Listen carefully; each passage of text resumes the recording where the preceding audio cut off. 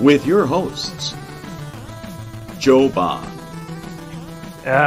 You're awful. And AJ Applegarth. Sin Shu Chu. It's a mouthful. All right, welcome to the Fantasy Six Pack Hour. My name is Joe Bond, founder of FantasySixPack.net. AJ Applegarth could not be with us tonight, so in his place, good old trusty old friend of the show, Michael Tomlin, is joining us. What's going on, man? Not much. Thanks for having me, man. Yeah, thanks for coming back and helping out. You're enjoy having you on here. So gave you a call and you're able to jump on tonight. I'm glad for that. So before we get moving here, excuse me, real quick, just remind everybody to subscribe and follow to us on YouTube, Periscope, iTunes, Spotify, you name it, wherever you listen. Go, the support is greatly appreciated. So click those buttons, guys.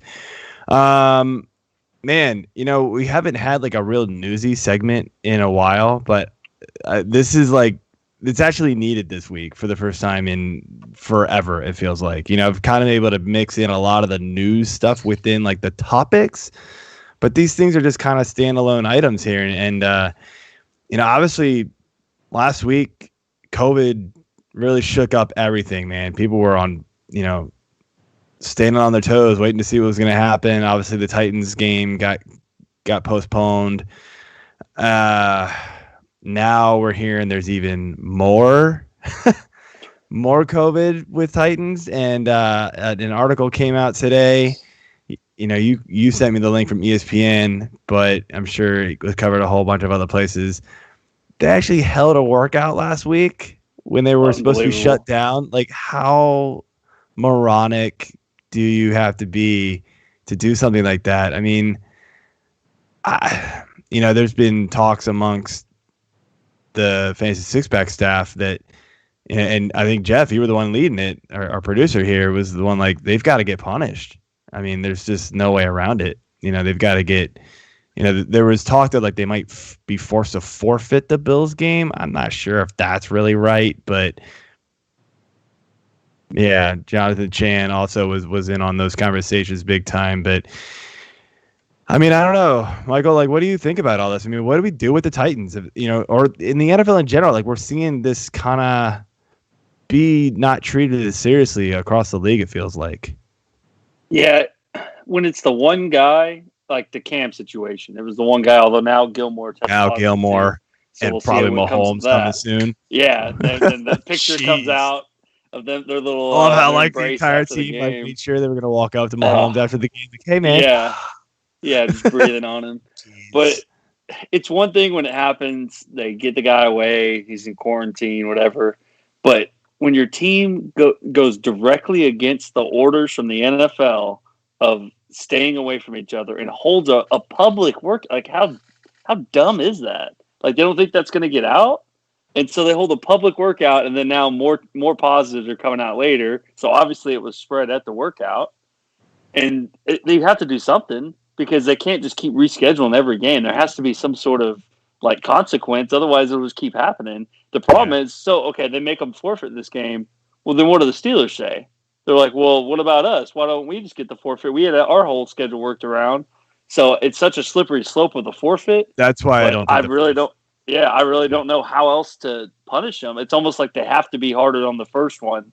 The first guy has to be punished the worst so that there's no followers. And I think draft picks, money, and all that's in play. You suspend players who were at the practice, that kind of thing. Yeah. Like, anyone there is out, but I don't know if they have who knows if they have an accurate list, but if they have that, then yeah. I think somebody said Tannehill was there. I didn't read the article, I'll be honest with you. I just was like, I just like rolled my eyes. Tannehill's excuse was that, they can't go that long or they're getting out of shape and he has to be throwing the ball. I'm like, yeah, you're NFL athletes. You can't go 1 week without being around each other and just working out separately. Like that, it was a very weak excuse. Yeah.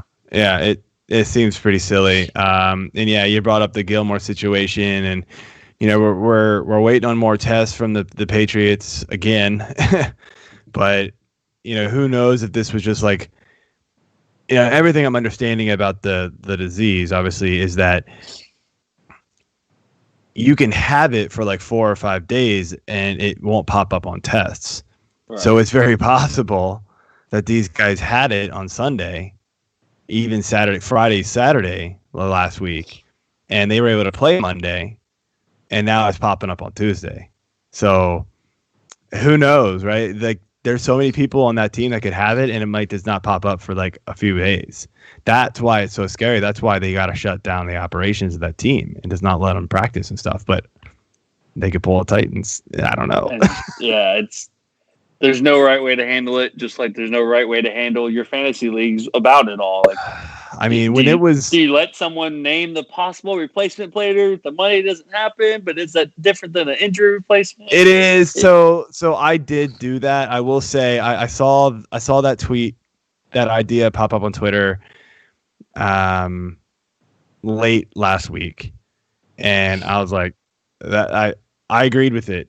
Because it is different than like a Monday night injury thing. Like, everybody deals with those every year, right? And that's just the name of the game.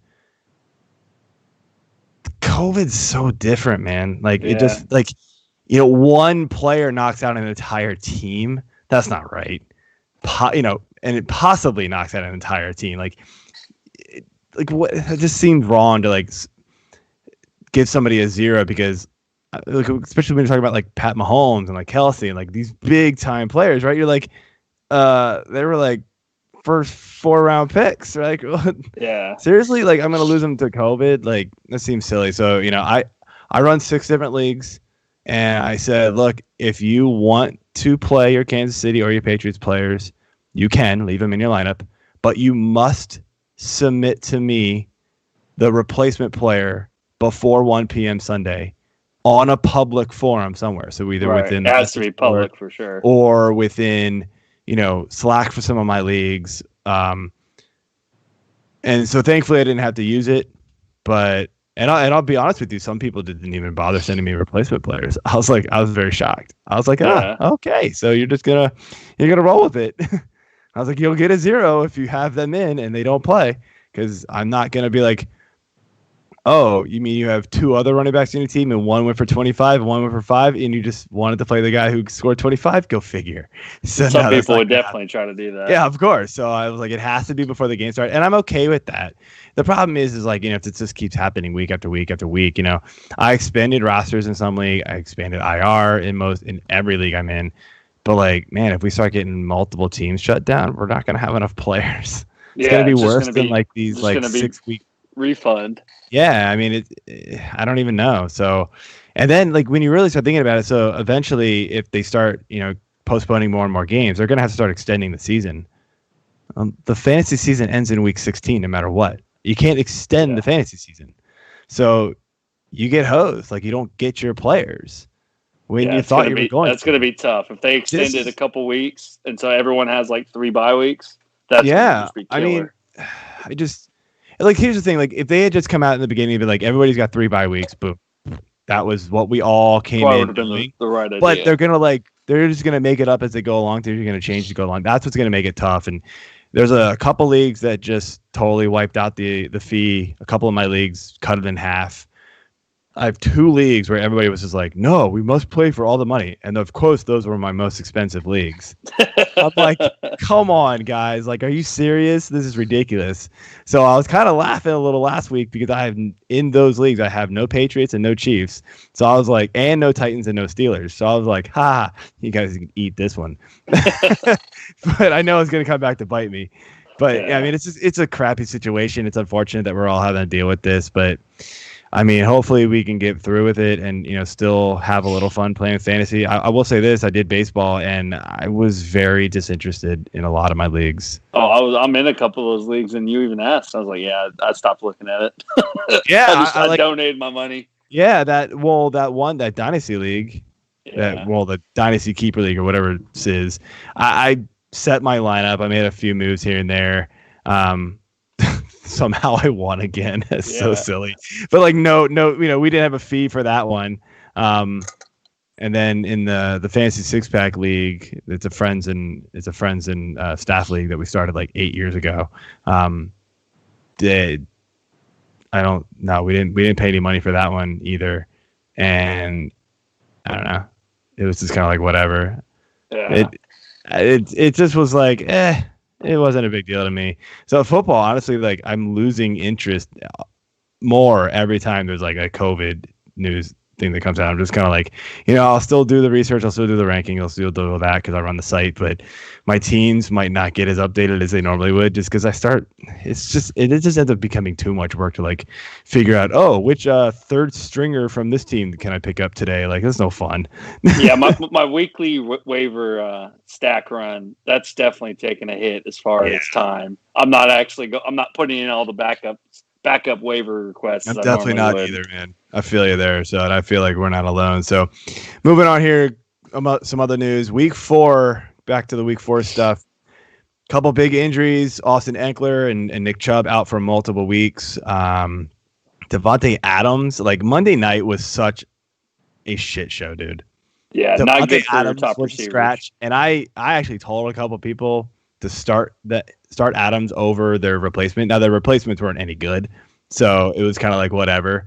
I was like, yeah, you can risk losing the 5 points and go after Adams, and hopefully he'll get you 20 type of thing. And Adams practicing half the week, I was like, yeah, he's gonna play. Nope, he wasn't happy about it either. And then Monday Night Football happens, and the Falcons, Julio goes out, had halftime. At least he got you some points because Calvin Ridley got you a big old goose egg, and I lost one league by 1.5 points.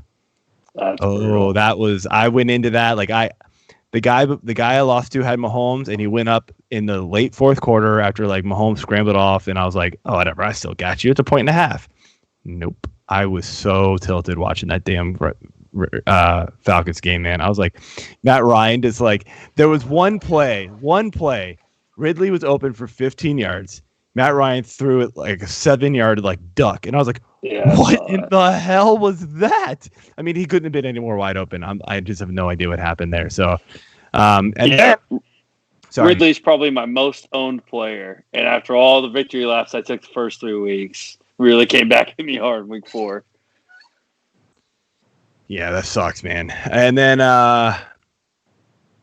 good news for everybody but Bill O'Brien. He was fired. I mean, let's put it this way. Nobody's not happy except for that man right there because he was ruining that team. And there's 31 GMs that are unhappy about it because they can't make any trades with them anymore.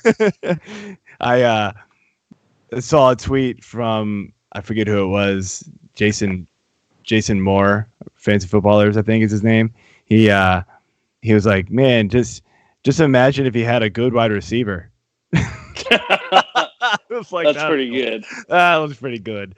So I got to give him credit there. So, all right, man. Well, that's enough of the news segment. Let's get into this and start off with our beer of the week. Beer.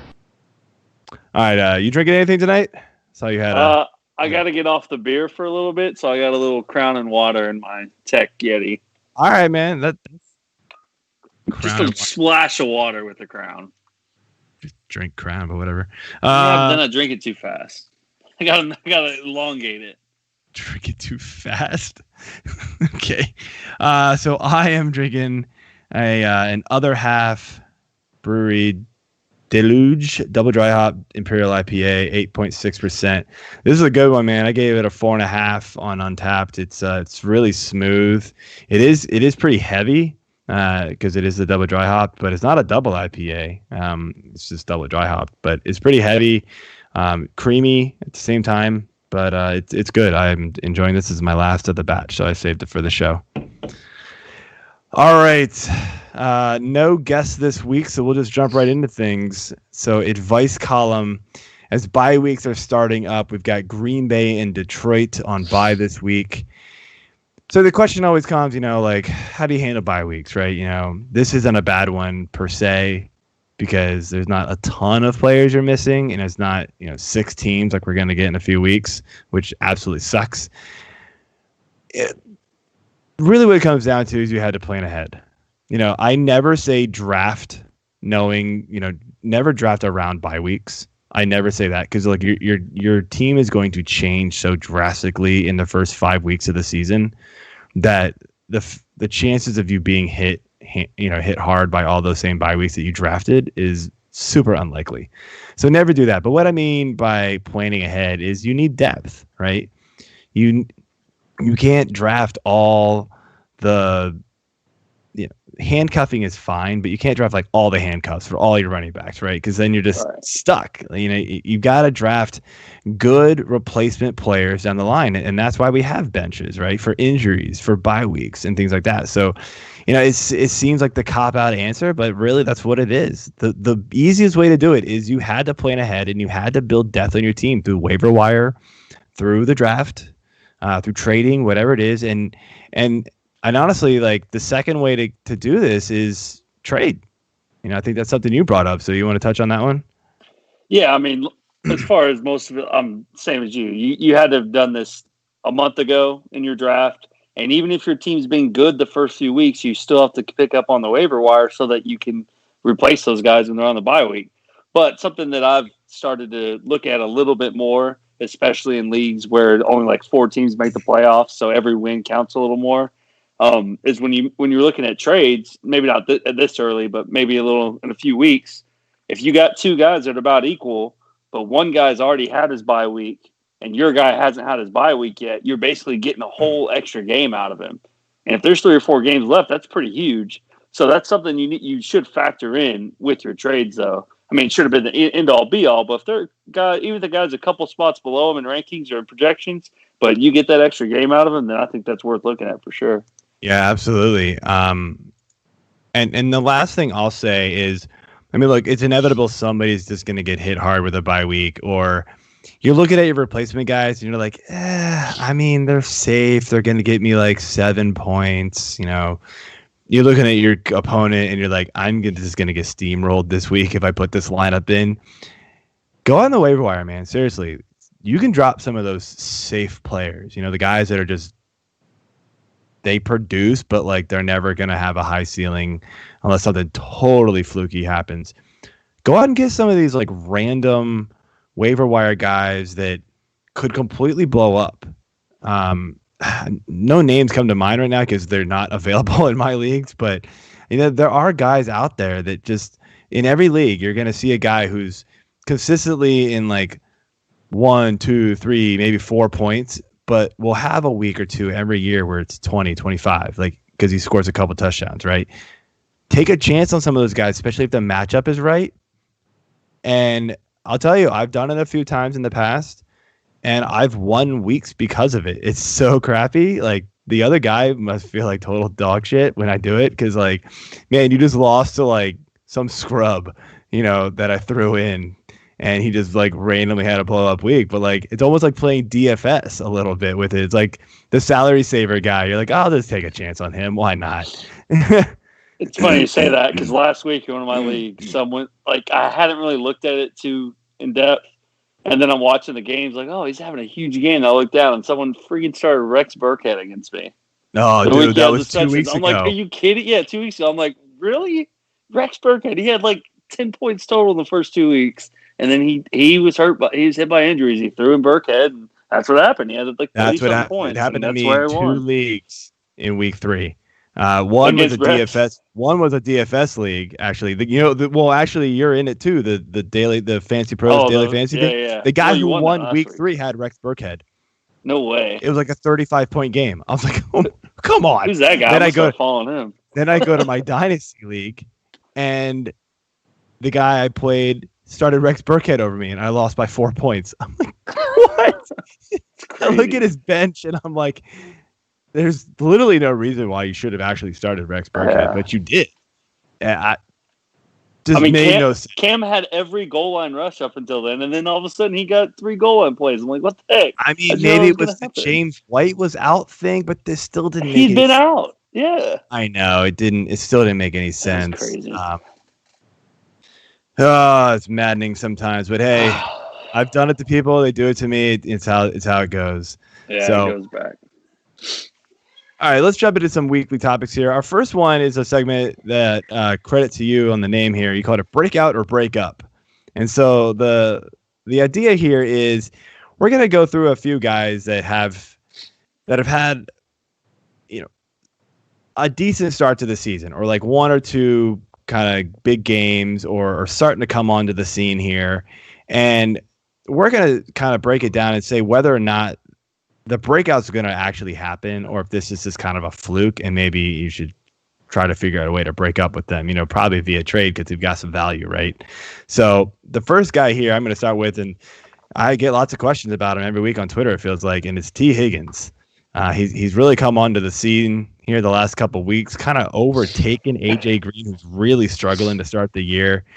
T. Higgins seems to have some rapport with Burrow. I mean, is this for real? Like, can we trust this guy the rest of the year and he's going to just be full on breakout in year one or what? The targets are there. I mean, 6, 9, and 7 his last 3 games. And like you said, there's just a chemistry there between Burrow and Higgins. And I think this is part of the whole COVID thing where these two guys, they're completely new together. Everything in the NFL is together. This is all they know is this way of the NFL. As opposed to A.J. Green, whatever, 12-year veteran, everything's different for him, especially someone like him who's always hurt. And you just don't see the explosiveness in him. And Higgins, I mean, he's off the charts athletically, can make any catch. Like, he's younger A.J. Green. And so I think it's there. I think he's fully supplanted A.J. Green, and he's knocking on Tyler Boyd's door, especially in the red zone. Next guy I was thinking about, though, is Justin Herbert. He's averaging over 300 yards a game passing. He's got 6 total touchdowns. He's got some really good matchups coming up. Saints, Jets, Dolphins, Jags, Raiders. But they're still the Tyrod, and do they have to start him when he's healthy again because of the lawsuit thing? What do you think? Are you thinking he's worth hanging on to?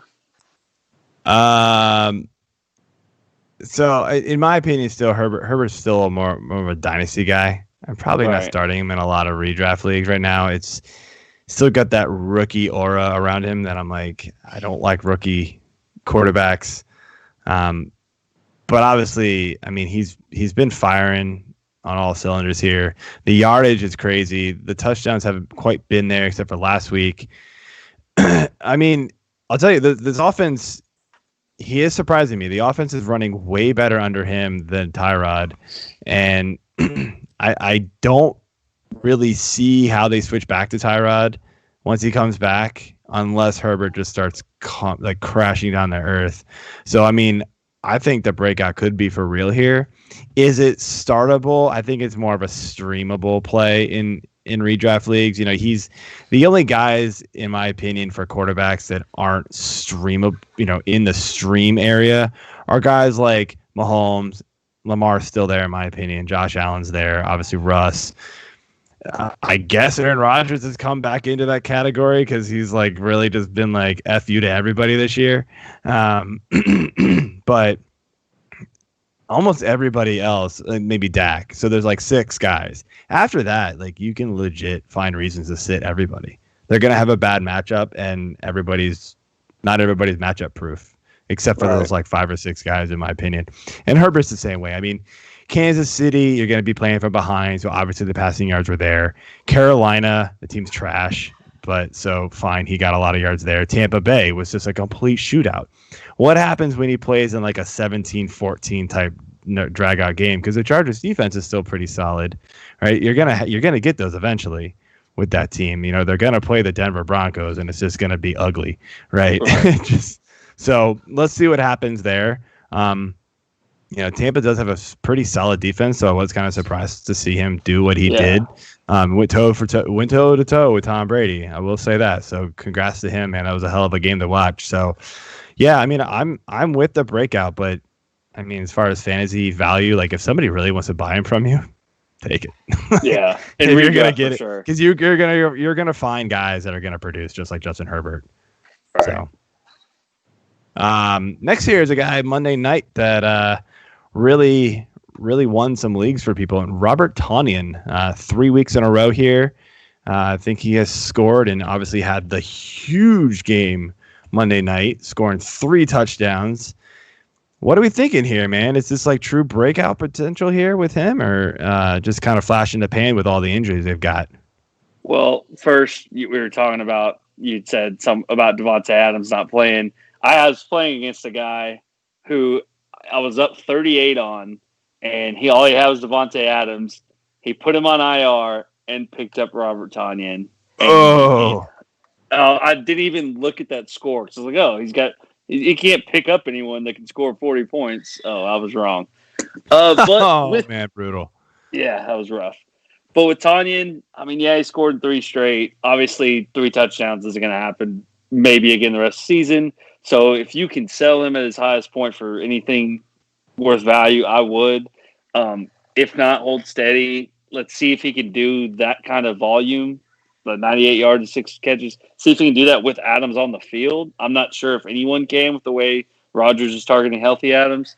So I would say hold steady maybe, but if you could sell him, I would definitely sell him for anything. Because when has Aaron Rodgers ever had a tight end that's tight end 1 over the whole year? Jermichael Finley, when was that? Like 2009? So I'm not completely buying that he can keep it up. I think it might have just been a flash in the pan last week, and that's the best you're going to get. But speaking of flash in the pan last week, Damien Harris finally gets healthy, gets the run, gets 17 carries, 100 yards in a tough game against the Chiefs. Do you think he can keep that up? If Sony Michel comes back, you still got Burkhead, still got James White, you got Cam Newton-Voltron. Do you think he's worth anything at this point, or is he another Bill Belichick RBBC? I mean, we know the answer to that, and he's a running back by committee guy. But am I willing to give a chance on Harris? Like, there's got to be a guy who is just eating a roster spot, just at the end of your roster. I grabbed him up in one league, I think. I forget which one. I was like, whatever. I mean, he got a lot of hype in camp. I'm not going to say he's going to be breakout, but he got a lot of hype in camp, and his ADP rose a lot. And then it started falling right at the end of camp because it was obviously that injury came up, and everybody's like, "Oh, wait, hold off." But I think he's talented.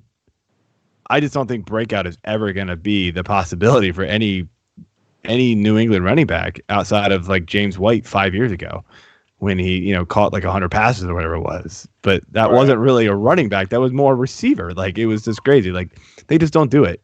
So, I say if you picked him up and somebody, you can break out with him pretty quickly. I'm not going to hold on to him. Like, if he has a couple dud weeks, say bye. If somebody's more interested in him than you are, go ahead and take whatever you can get from him. So he's a breakup guy for me. On the other side here, let's go to the Denver Broncos, who have a lot of receiver injuries, and Tim Patrick's really come on strong here the last couple of weeks in place of KJ Hamler and, of course, Cortland Sutton and Noah Fant out. Tim Patrick's a guy that even last year had a few flash in the pan games, and I think he's a talented guy. He's just buried on the depth chart. Obviously the quarterbacks like him there when he's in there. Could he have a breakout year here? I think this is going to depend on how long Brett Rypien's going to be in there, because Brett Rypien obviously likes him, and this goes to the whole backup third and fourth wide receiver is always going to be gel with that second quarterback because they're getting more work together. And he obviously looked his way a ton Thursday night. And Patrick does show he can make something happen when he gets it. He's kind of showing what we thought KJ Hamler might have in him, and a little bit of Cortland Sutton because he's got the size, though. So I think he's worth keeping and hoping for the breakout, and just maybe he's that guy. We've seen that plenty of times where team drafts a wide receiver early, and Hamler was a first-round pick, but then a later-round pick or undrafted guy ends up outperforming him just because they want it more, and they just click with the quarterback more. So I would say hang on to him. I doubt anyone would trade for him anyway just because he has no name value, but I think he definitely has a chance to break out still. Yeah. I just realized we have a lot of comments on the on the YouTube feed here, and I don't know why it's not letting me respond to any of them, so I'm responding with people's names next to it. It's hopefully people are following along. But this is an interesting trade here I want to ask you about. So John Fasayo, should I trade DK and James Robinson for Ridley and Ertz? DK, I feel like I want to get Ridley wherever I can. I know. And James Robinson's looking pretty strong. He is. I wonder how different it's going to be when Ozigbo comes back because they liked him a lot, but I just don't know if it's going to matter enough. James Robinson has earned that spot, I feel like. So yeah, I'm going to go no. Unless he's I don't know. I mean, unless he's starting absolute trash at tight end. I was gonna say your tight end, unless it's just a huge upgrade at tight end. Like, I mean, we're just missing Ert, but with no Goddard there for a bit, you got to factor him in. So, if he's got nothing at tight end, I'd say yes. If he's got even a top 10 guy, then I'd probably say no. I'd say even like top 12, top 14 guy at this point. Because once you get past like the top 5, it's like they're all the same. It's all the same, true. Yeah. So you're gonna get a few. You're gonna get a few big weeks here and there.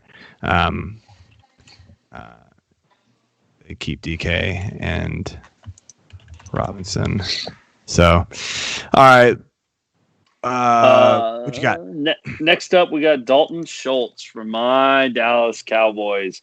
The making my heart attack happen sooner than it ever should, Dallas Cowboys.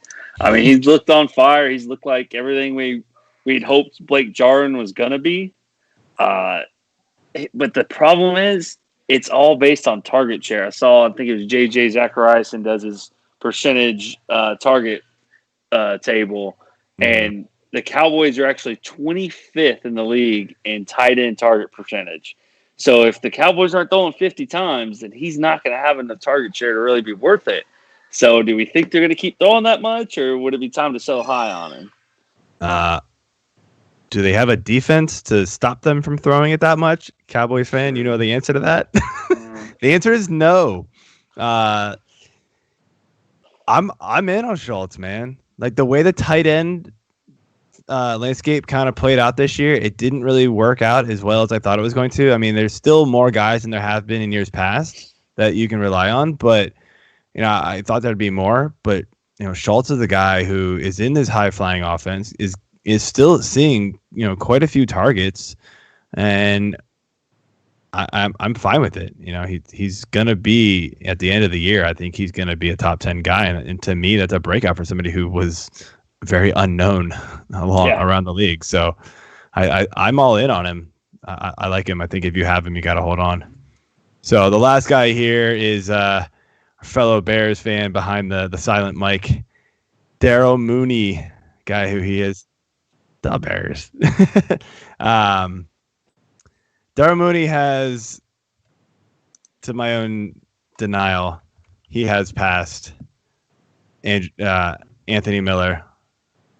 I know on the on the depth chart here, and he saw a whopping 9 targets on Sunday, caught 5 for 52. Like, he hasn't been crazy good yet, so you can't even say it's been a breakout yet for him. Not breakout enough that people are going to care, but like, could it be coming, especially with Foles there and him just passing Miller on the depth chart? Has he for sure passed Miller? Because if you one look, game with Foles. If you look at the snap counts and the target share trends, it's going in the opposite direction for Miller, and it's going in than it is for Mooney. So, yeah, he's past him at this point. Could it switch back at any moment? Because I think Miller is talented. I just don't know why it's not working for him right now. Well, then let's go to, is the second receiver in the Bears offense going to be something you want to start every week? Because he's not going to pass Allen Robinson, right? That's not going to happen. And Foles, he's always been efficient. He's never had high volume, right? And that's not what the Bears want to do. They don't want to get into big shootouts, right? Yeah. They want to keep it in the low-scoring games. So is he worth holding on to? Yeah, because, he's probably still available in over half the leagues, I would imagine, out there. So if you do have that extra spot on these other guys we're saying to drop, I would pick him up as a speculative play and see what happens. See if him and Foles just have more chemistry, maybe. So he's someone you can stay on for another date or two before you break up with, and just see if something might gel there with Nick Foles. Yeah, I think he's like one of those spec ad type guys that Richard likes to coin over at the Fantasy Edge podcast and over here at Fantasy Six Pack. Got to promote our stuff. Stop laughing, Jeff. Yeah, he's the other guy who I didn't get him anywhere. I have other guys that they're playing too well to pick up somebody like Mooney who could just fall off the face of the earth any day now. So bit of a humble brag there. Oh, my teams are playing too well. I can't do spec ads. Not all of them. The ones that I needed him on, he got snatched up. So the ones that I couldn't get him on are playing better. So whatever. Anyway, let's jump over to our panic meter segment here. And so we're going to rate a guy and give the reason why on a rating scale of 1 to 10. So 1 being we're not worried, 10 being we're hitting that button nonstop till somebody pays attention. First guy, man, and I threw this question out on Twitter to get a few topics, a few guys that people were interested in, and I had them written down already, and I think half my responses were Kenyon Drake. I mean, wow. I mean, how bad has it been, man? It was a top 2 round running back pick in every league. I have him in like 3 different leagues. I mean, you thought for sure, like, even if he wasn't as good as last year, and I don't think anybody expected that, once he got to Arizona, especially with D-Hop there, he's going to be involved in the passing game a lot. It's non-existent for him. That's exactly what I have written down. It's non-existent in the passing game. It's crazy. Like, so what gives, man? Like, do we think this is going to turn around, or are we just like, we out? I mean, my panic meter's at a 10 just because of the cost on him. You had to spend a second-round pick. And so that means you have to have him performing, and he's just not getting it done. I mean, rushing-wise, the volume is at least there. I mean, he's going to have 1,000. He's on pace to have 1,000 yards rushing. But touchdown's not there. He's only got 1 because Kyler's taking him in more often than not. Right. And I think that's what's happening in the passing game. You saw it with Pat Mahomes at Tech when he was running the Cliff Kingsbury air raid offense. You realize throwing those dump offs to the running back, a lot of times you taking off is the better option, right? Because your routes are taking the other receiver so deep that one spy or that one linebacker can get to that back faster than he can get to you taking off. And Kyler's probably faster and a better athlete than Kenyon Drake anyway. So it just makes sense for him to take off more than to throw it to him. And so that's what's happening. And now he's got this chest injury. If he's out at all, we saw what Chase Edmonds could do last year when he had that one start. He's one of those spec ads that gets you 40 points. If he comes in and starts and shows that he can do something, then I mean, he might just get benched. So that's a huge panic meter 10 for me. Like, it can't get worse. I only have him in 1 league, and it's a dynasty. But problem is you can't sell him for anything right now. Yeah, that's the thing. Nobody wants him. You're holding Kenyon Drake stock. You're holding him, hoping he pulls a Mixon from last year. Yeah. Or even this year. Yeah. Because, guess who would have been first on my list last week? Joe Mixon. Yeah. And then he would have turned around and done something. So maybe he can. Next up, let's go to Michael Gallup. Go back to my Cowboys because I'm a homer. I gave you all the Cowboys. I didn't even really realize it. Yeah, man. It's always good, though. He's always gotten the tougher targets, the deeper balls, the 50-50 balls. That's always just seems to what Dak gives him, even though that's not all he can do. That's just the way the offense seems to run with him in it. But this year, they just seem to be focused on CeeDee more and on those big 3rd and 4th down plays. When they need something, they're going to CeeDee Lamb. It seems crazy, but that's all they're doing. His numbers look all right, but once again, same thing as Schultz. Is this just volume dependent? Is he now gone to 4th banana even on the team? Oh, that's a tough one, man. Like, I liked Gallup coming in because I didn't, especially with the lack of camp and stuff, I wasn't really buying into the rookies, even though I thought Lamb was talented. I did not expect this, not even close. And he really has taken over. My panic meter with Gallup is probably right around like 6.5, maybe 7. Like, it's not good, man. It's one of those, you've got to hope, he's going to have some big games, and he's already had one. I mean, targets are fine-ish, I guess. 5. It's just not catching a lot of them for some reason. He's catching less than half of his passes thrown to him in every game, but 1. The 1 touchdown, obviously that's the big game he had. I don't know, man. It's tough. It really is tough to start him. Thankfully, in 1 league where I only got him in 1 league, and I thought it was like a money pick because I thought it was kind of late. And thankfully, I drafted pretty deep at receiver, so I'm able to swap him out. because I don't want to have to rely on him right now. Yeah, I don't want to start. So he him shows right now. consistency. All right. Yeah, I'm the same as you. I got him about a 6. I think it's going to be the CD show more often than not going forward, even more than Cooper. Cooper had a big game Sunday, but I think it's going to be going through CD more often than not. Yeah, man. So a backfield in general, and I'll start with the main guy who we thought was the main guy, and that's Mark Ingram. But that whole backfield, that whole Ravens backfield, Mark Ingram, J.K. Dobbins, I don't think you're really panicking on Gus Edwards because nobody cared about Gus Edwards until week 2, and you still don't really, but he seems to be around and just annoying everybody who has Ingram and Dobbins. So, I mean, just in general, this backfield, like Ingram, if you took a late chance on Dobbins, and what's your thoughts here with these guys? I mean, my thought is the guy that no one cares about is the most efficient. Gus Yes. Edwards, he has less attempts than Ingram, but more than Dobbins, but he has more yards than both of them. Dude's averaging 6.2 yards per carry. And I think going into the year, I forgot the exact stat now that I remembered it, but it's some stat like your first 2 years in the league to have like 5 yards per carry with so many carries. It's like him and like Barry Sanders or something. Like, it's the craziest stat ever. Then you see Gus Edwards is in it. The dude has just always been efficient, and he's still always going to be there. But they put a lot of draft capital in J.K. Dobbins. Mark Ingram, he still doesn't seem to be going anywhere. It's like he's been just terrible. He's still averaging 4.5 yards a carry.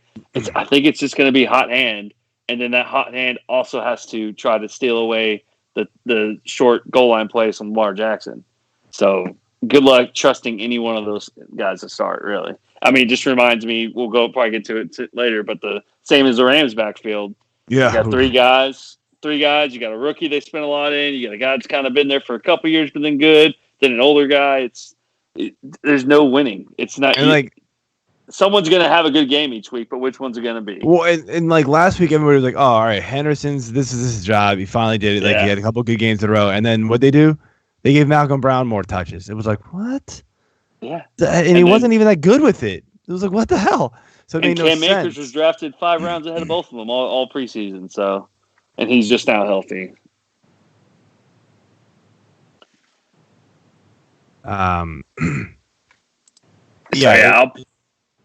It's crazy, man. The Rams backfield is pissing me off. I took a chance on Akers thinking he was going to be the man there because Henderson and Brown both did very little with their chances in season past, and now it's like they're completely different ball carriers. Now it's like I don't understand where this came from. And of course, Akers' injury didn't help, but he's coming back this week, so it's just going to be even more of a mess. So good luck with that one if you've got any shares of it. Yeah, I'm a 9 on both those backfields of panic meter, just because maybe not a 10, just because they're not as drafted highly, but I'm definitely worried about being able to start any of them going forward. But let's get to a guy that we thought would be an every week starter, and that's Deshaun Watson.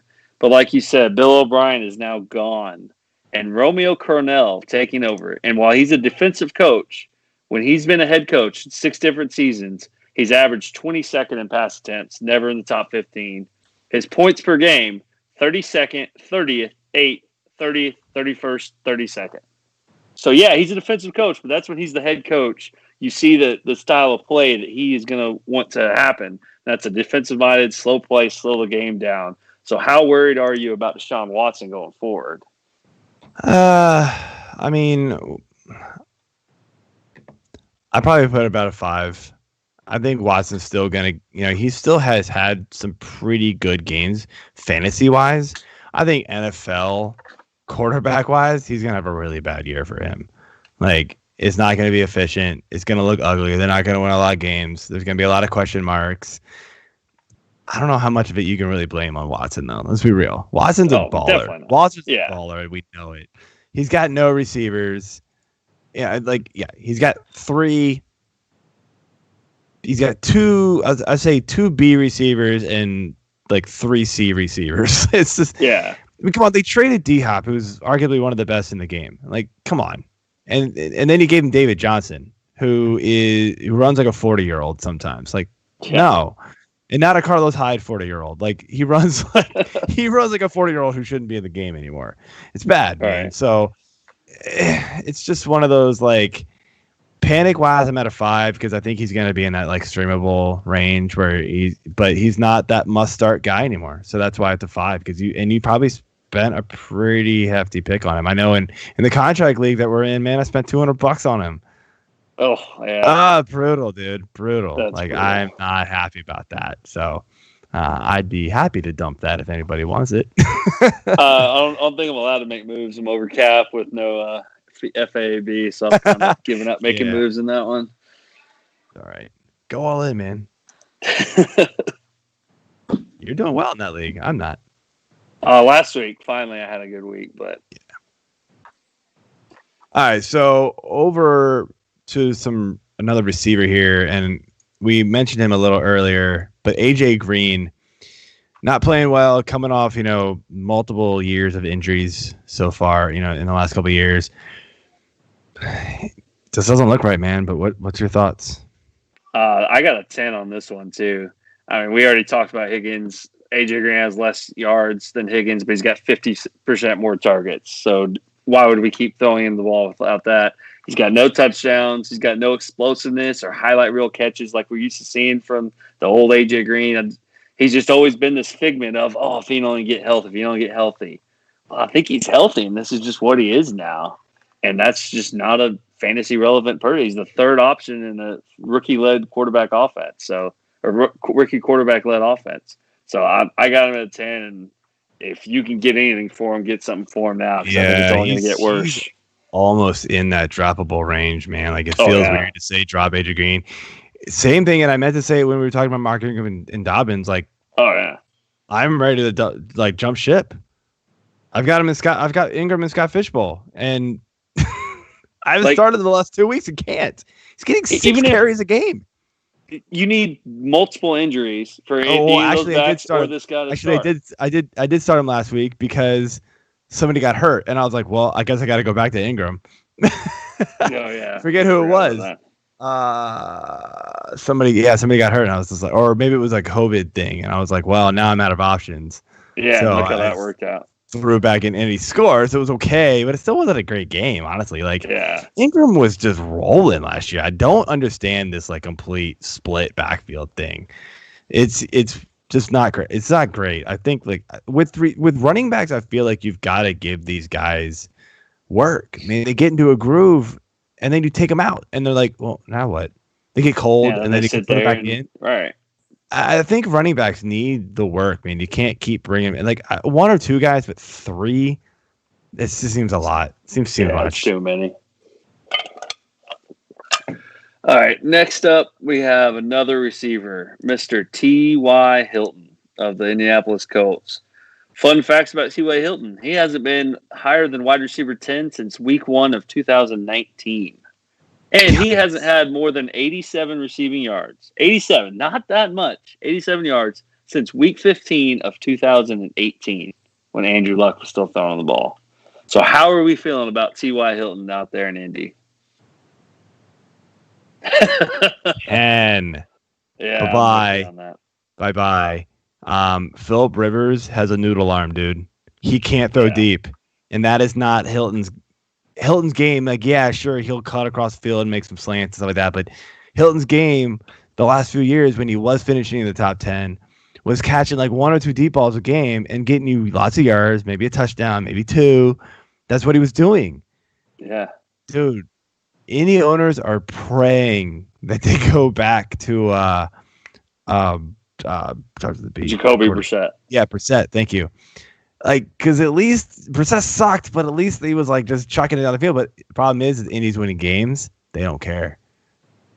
Yeah, They're you remember when we thought the worst thing to say about T.Y. Hilton was he was boomer bust and he would have too many boomer bust weeks? Well, there's not even boom weeks. No, all just bust it's not going to happen. He used to have those big 200-yard, 2-touchdown games. Now he can't even get 90 yards. So, yeah, he's droppable, 100% droppable to me. Yeah, dude. I mean, and that's why everybody loves Campbell, because Campbell's that short, that Keenan Allen type guy, right? He's a short, fast, catch the ball. That's what Rivers likes. He likes to check down to his tight ends, like check down to his running backs. Rivers has not been. I'm going to throw it down the field for a long time. That's why Mike Williams didn't thrive in San Diego really as much as he probably should have. And now Williams is just dealing with tons of injuries and just can't stay healthy. So, yeah. And I'm going to give you one. Let's take injury out of it, maybe. I don't know if it's possible. But Julio Jones, this was asked, and I thought it was interesting. Julio Jones, when he's on the field this year, has been, except for last week, clearly passed by Calvin Ridley as far as production wise. Maybe it is injury because he kind of left camp and started the season with a little bit of a hamstring, but he is not looking good. I mean, it's just he's turned over the 30 leaf and it's downhill from here, or are we thinking Julio is going to bounce back here once he's back on the field? I'm a 3 on Julio on my panic meter. I'm not as worried with one condition. I think he needs to sit out another game. Just completely sit out a week, sit out the game. I don't know if they're going to do it this week. I was hoping they would because I'm a high ownership rate of Julio.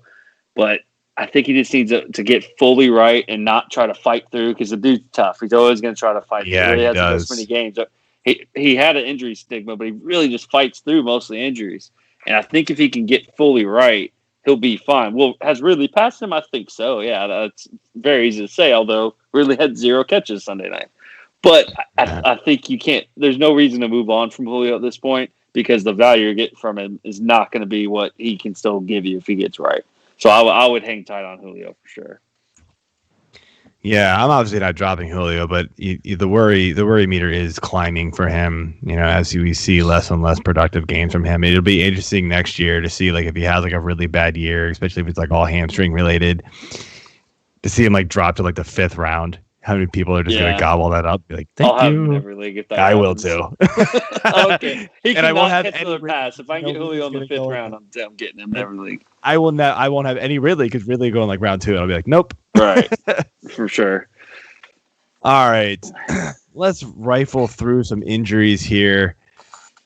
Excuse me. That's the beer talking.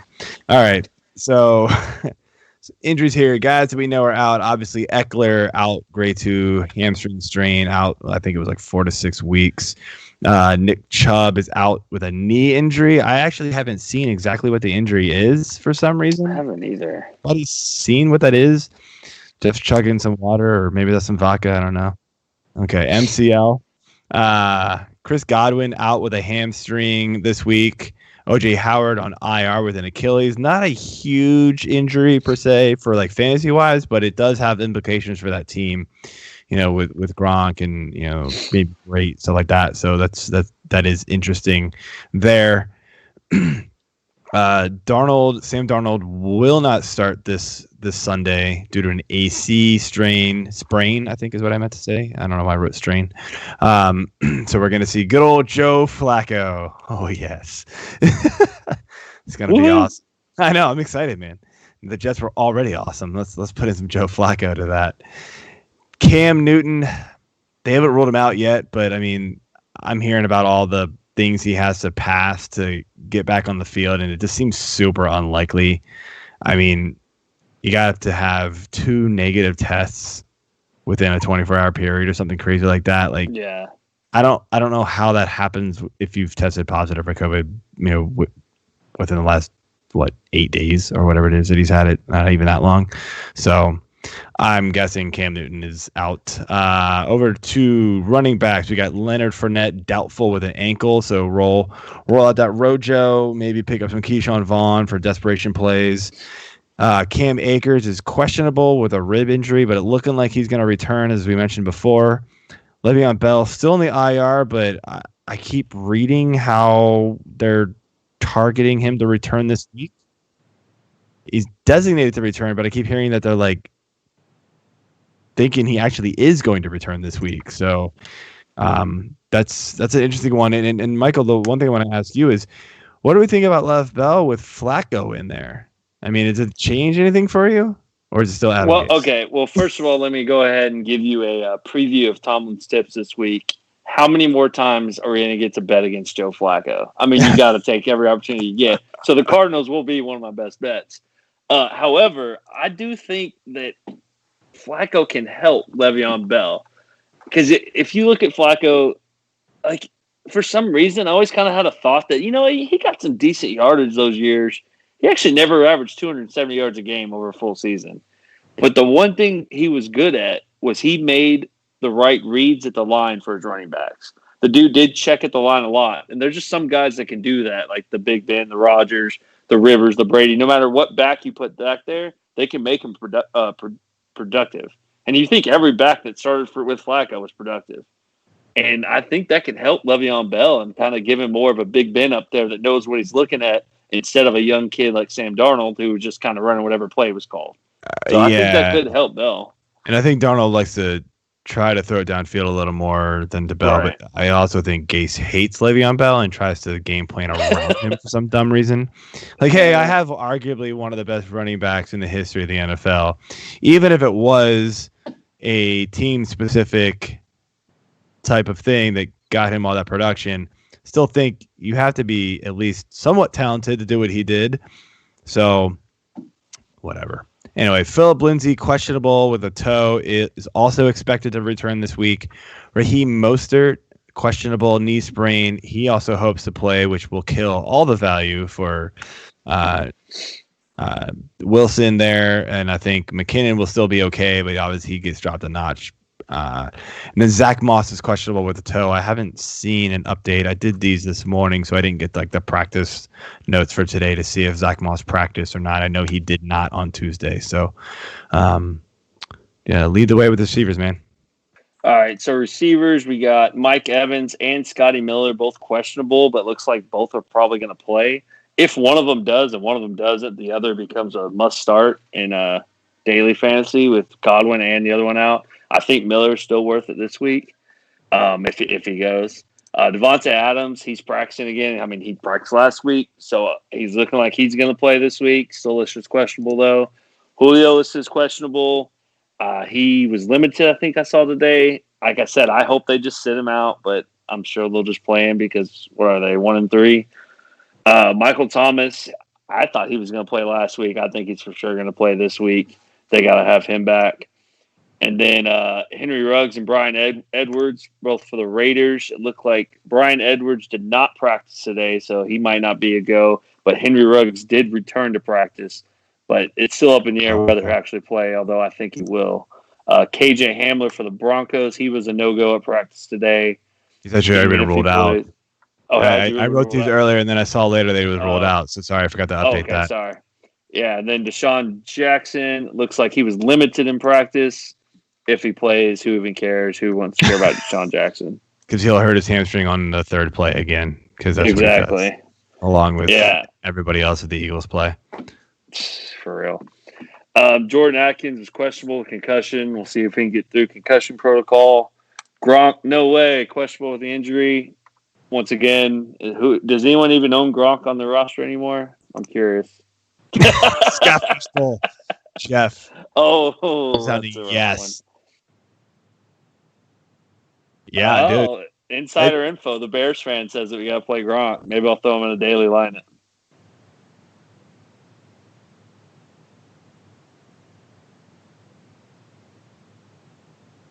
Fair enough. Good to know. Yeah, don't talk about that Scott Fishbowl. I've blocked that from my mind.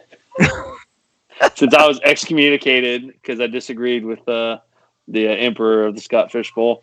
Yeah. Dalton Schultz, questionable with thigh injury, but he's good to go. He's going to play. They're just limiting him. Yeah. All right, so let's finish things up here. We have our Week 5 picks. And I know you've done this before, but just to remind everybody listening, we do quarterbacks, running backs, receivers, sleepers, a quarterback higher than 15 on the Fantasy Pros expert consensus rankings list as of probably mid-afternoon today. So, Michael, who you got? I'm going Daniel Jones here. I mean, have you seen the Cowboys defense? They've given up at least an average of 430 yards a game and 36.5 points. He's going to get to air it out. I don't care who he's throwing to. They're going to get open. I can go out there and I'm going to get open on the Cowboys defense. Yeah, I don't hate it, man. Everybody's been able to roll on the Cowboys defense. Mine's gonna be Justin Herbert, and I just talked about how he's like a streamable quarterback, and it's weird because New Orleans is 11th in DVOA pass defense, but they've allowed the 7th most quarterback points. So something's a little off. Like I know DVOA does, they adjust and things like that, so it's kind of like balanced, schedule or whatever, but. Until New Orleans can actually stop somebody, like I'm just gonna roll quarterbacks out against them. And Herbert's been pretty matchup proof so far, so I'm just gonna roll with him. Does DVOA take into account the opposing quarterback's value, right? So, like, if they're going against a good quarterback who puts up good numbers, it's not as bad, right? Isn't that part of it, or am I getting that incorrect? No, I'm pretty sure it's been a long time since I've looked at the actual like full. Sorry to sidetrack you. Football Outsiders made this, so I'll give them all credit to this. So they it has something to do where like it's basically like if everybody played like league average teams, so they'd be that good, but okay, you don't. So that's kind of what I'm saying because they've played Rodgers, Stafford, and Brady. So I'm wondering if that's why their DVOA is that much better, but that still doesn't make up that big of a gap. Yeah, no, I mean they've been crushed. So I'll roll out Herbert. I mean, who's done it against some pretty good defenses so far. So all right, running backs, anybody higher than 24 as a sleeper?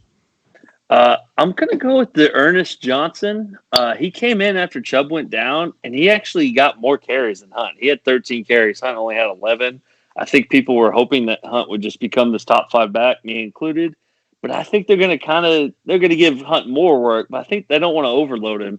And, man, the Ernest Johnson kid, he runs like someone who's had it all taken away before because he was playing in the AFL, whatever that was called. But he just has a reckless abandon. I like the way he runs. Yeah, I liked that pick, and I would have done it myself, but I saw you wrote it down first, so I went another way, and I feel like his ECR is going to rise. I was actually shocked to see him outside of the 24, but Josh Kelly, San Diego, no Eckler. I mean, I don't know how. What? Whatever. Chargers. Thank you. LA. I did say San Diego. I'm being called a jerk by my producer. Thank you. Love you, Jeff. So I got Joshua Kelly. I mean, look, he's going to see. I mean, the uptick in touches is inevitable. Like, there's no way. Like, he wasn't very good last week when Eckler went down, but I mean, we've seen Kelly perform already, so I don't deny that he can do. He can do it without Eckler there. So, all right, receivers. Anybody greater than 36? What you got? I'm going to go with Deebo Samuel. He had his first action last week. He was eased in, just had one rush, a few targets. But he looked explosive, and he was back to his normal self. I mean, they held him out 2 weeks longer than the initial diagnosis. So, I mean, they took their time. They didn't rush him back. And all their backs are a little hurt. So he's probably their best option. And with the backup quarterback probably still in, they're going to want to use him on the short and the gadget plays and stuff, try to get the offense going. Yeah, Deebo is a good one there for sure. I'm going with Tim Patrick, somebody we commented on earlier, and man, it's crazy. Like New England's got a really good defense still, but they're shockingly bad against the pass this year. 28th in DVOA and 25th most pass points or points against, and they're going to be without Gilmore. I mean, that is no doubt they will be without Gilmore if the game gets played. There is no Gilmore, so. Tim Patrick, KJ Hamler's already out, so it's him and Jerry Jeudy. I'm not sure about Fant. I forgot to write him on the tight end. I freaking missed him on the injury.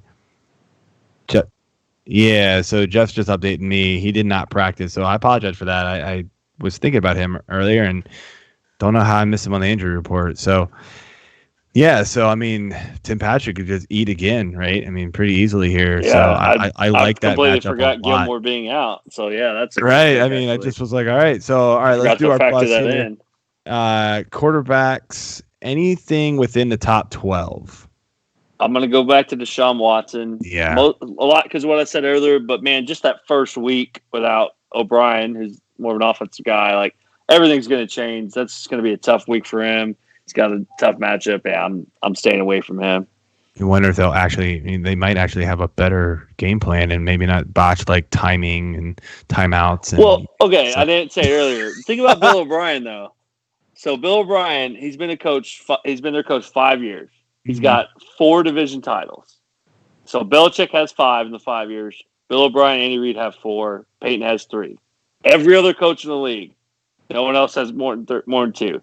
So Bill O'Brien has twice as many division titles in the last 5 years, more than anyone else in the league except Peyton, Belichick, and Reid. And those 3 guys have Super Bowls. So on the field, he actually wasn't that bad of a coach until this season they're on 4. It's just I think his general managerness takes away from his actual on-field coachingness. They just never should have made him the general manager. He has superior talent, and he couldn't do enough with it, and then he traded half of it away this year. It didn't make sense. All right, so mine's Matt Ryan, and it's only because I sort of hate Matt Ryan after what he did with me with Calvin Ridley. So I just don't like him. And what he did back in, I don't even want to mention the year because I don't like it, what he did with me with the Hokies. Matt Ryan, I've always hated Matt Ryan. Oh, Jeff. Jeff just giving me looks tonight. You're funny. All right. Anybody within the top 20 for running backs? This one. I'm going to go right back to Kenyon Drake. I don't like anything about his situation. I'm not starting any. I mean, you have to kind of start him if you have him season long, because I doubt you have a better option, but I'm not playing him in any DraftKings or anything like that. I can promise you that. Yeah. It's hard to pick the bust running backs because you're probably starting these guys anyway and just hoping that we're wrong. Right. I am hoping I'm wrong because I've got him in a couple of spots. And it's Josh Jacobs. He hasn't been stellar after week 1, man. I mean, it's not looking great. Maybe that hip is worse than they're leading on and they're just having him play through it. Teams are targeting on him without Ruggs. So hopefully Ruggs possibly coming back this week will help out a ton. I don't know, man. I did have a second one, and it was Clyde Edwards. Is it Elair or Hilaire, by the way? Because every announcer says Elair. Is it? I think it's Elair, yeah. I thought it was Hilaire, too. Thank you, Jeff. All the announcers say Elair, and they, super enunciate. They're like, Clyde Edwards, Elair. And I'm like, God, stop it. I want to mute you right now. Well, since you brought him up, what happened to all the victory laps on him? I know, right? Top 5 running back and stuff. I don't think he has a top 12 performance yet through 4 weeks. But everyone thought they were so great after week 1. I love it. Because you remember after that first game, I do know. Everyone was like, "Oh, he's the greatest thing ever." Blah, blah, blah. He wasn't even a top 10 back that week, and then since then he hasn't been one. So why was he worth the top 5 pick? I love it. I mean, yeah, he's fine, but he's still being ranked in the top 10 every week, and you're like, really? Okay. I mean, I get it. Eventually, he's gonna have that this disgustingly good game, and sure. See, I told you. You need to draft the first overall. All right, inside the top 24 for receivers. I got to go against your team here, the Washington professional football team. Terry McLaurin. Not team anymore, man. I don't root for them. Oh yeah, I forgot. You're out. Done with that. I'm out. You're out. I'm gonna go with Terry McLaurin. Jalen Ramsey probably won't shadow him, but he's going to be off him he's going to be on him more often than not, and he has been kind of following the team's other receiver on the biggest downs. Rams only giving up the 5th fewest fantasy points to wide receivers, and he's got Kyle Allen throwing him the ball, who only had a 37% drop in DJ Moore's production last year when Kyle Allen was throwing him the ball. Yeah, DJ Moore was still okay, though, even with Allen there. But I don't know. That's an interesting one to me. I will be. He had an 18.57 without him, 11.7 with him. Ouch. Yeah, I realized that. I'd love to see the game logs there to see if it was just boom or bust games. Because I feel like I had him last year, and I feel like he still did mostly okay. Maybe it was just it wasn't terrible. Super dud games. Right. Mine's OBJ, and I know Beckham had that massive week last week. against. He loves to just crush the Cowboys, though. It doesn't But matter. and look at the plays: a reverse pass and I a know. reverse touchdown run. That's not even normal. Like that's not going to happen again. No. So I'm with you on that going one. against Indy, who is shockingly the best team and the best defense in the league this year. Like they are just destroying people. So good luck, Cleveland. I'm off of this team right now.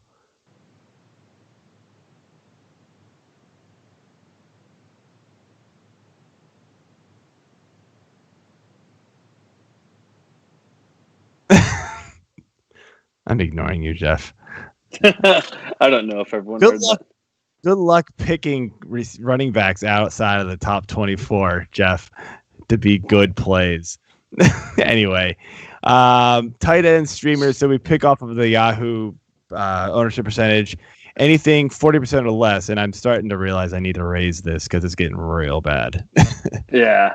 I'm going to go Mo Alley Cox. Yeah. Browns giving up fifth most points to tight ends. He's got touchdowns in back-to-back games, and he's catching basically everything thrown his way, 85% of his targets. Yeah, I mean, low target share, but he's getting the job done when it matters. So, it's a fine streamer play there for sure. I'm going Logan Thomas and just hoping that Allen can, turn him into something. He has the 6th most tight end targets this season. That's crazy. I would have never guessed that. Like I saw it and was like, what? That's not real. I had to look it up like 3 different places to make sure that was all right.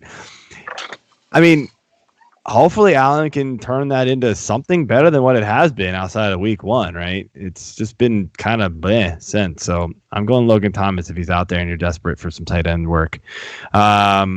Defense, same thing, 40% or less owned.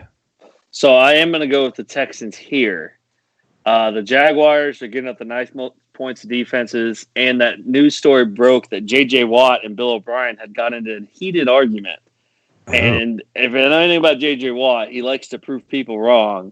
So he's going to have his boys ready to rally to show up B.O.B. the week after he's gone and show that, he was the problem, not us. Or maybe the schedule was super hard too, but no one likes to talk about that. But I think they're going to show up and probably give Minshew a really bad day. Interesting. I do like that, and that actually would have been my pick because under 40%. And this is where I was like, I think I need to raise the ownership percentage because 40% or less is like the dog what pile of defenses every week. So, and there haven't even been good like streaming matchups for those guys because they're just all terrible. I mean, you would have thought like Dallas would have been good streaming because they're playing the Giants, but you're like, no. Yeah, I they've thought been about bad it against too. I was everybody. like, I can't even say it. No, it's been terrible. So I'll take Miami. I mean, they're playing San Fran where you're looking at it, you're like, they're not, they're going to get probably smashed, but you would have thought the same thing with the Eagles last week. And without Jimmy G, like the defense, the San Fran offense didn't do anything. So maybe they're not going to do anything this week. I mean, I don't know. They had a pretty good week against the Jags, so maybe they can replicate that again. I don't know. Again, it's a very desperate play. Hopefully there are better defenses available in your league. I'm probably going to raise this up to like 55 or 60% soon because it's really bad. I feel like the streamable players available in most leagues is maybe higher percentage than that. I got to go do some more research on that. All right, well, that is all we've got. Michael, before we go, I want to thank you for coming on. Thanks for having me. Anytime you need me. Absolutely, man. Enjoy having you here. Let everybody know where they can find you on Twitter and stuff. I am at Tomlin3, TOMLIN3, and I got the weekly Tomlin Tips betting column. Usually pops off Friday morning. Absolutely. That's pretty good last week. I think I went 3-1, not counting my Patriots bet because I'd made it before Cam Newton was out. Yeah, that doesn't count. That sucks though. Can't do anything about those. So, all right. Thank you for coming on, and good luck to everybody in week 5. Hopefully we have a negative test week the rest of the way so we can just play football. I'm tired of all of this already. So good night, everyone, and talk to you later.